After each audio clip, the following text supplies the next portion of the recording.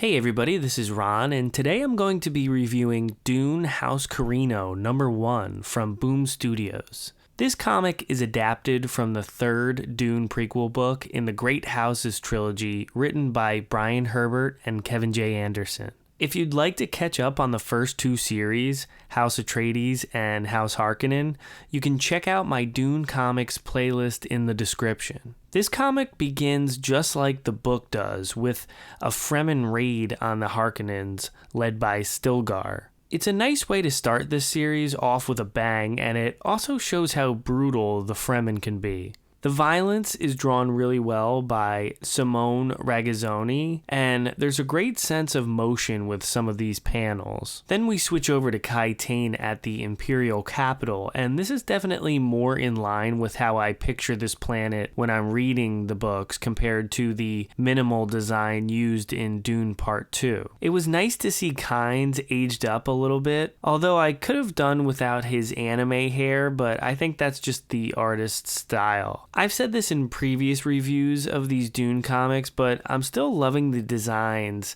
of the Bene Gesserit sisters. The headdresses remind me of Mobius designs, and that style is dead on for Dune in my opinion. That old, otherworldly sci-fi feel is great. I also enjoyed the Caladan sections. It's still pretty somber from the last series because Leto lost his son, but Romber lightens the mood a little bit, showing off his new cyborg body developed by Dr. Yui. I didn't really have a problem with this stuff in the books, but seeing it on the comic page is a little weird because it doesn't really fit in with the world of Dune in my opinion. The design is drawn well, but it looks like something from another sci-fi series like Star Wars or a video game or even anime. I always like seeing the Tleilaxu in these books because unlike Romber, I really like their design, and I think it fits in great with Dune. Fenring shows up to tell Shaddam that he has a half-brother, which really shakes things up for him and it makes him feel threatened.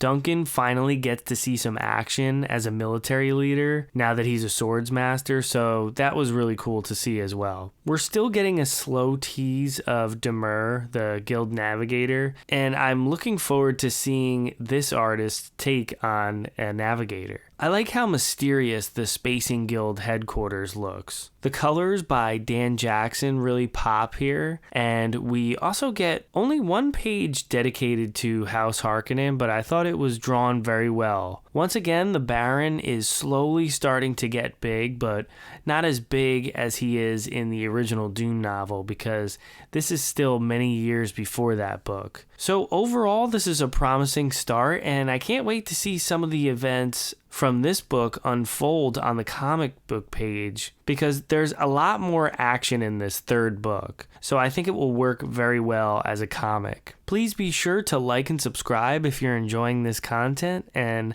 I'll be back next time for issue 2. Thanks for watching.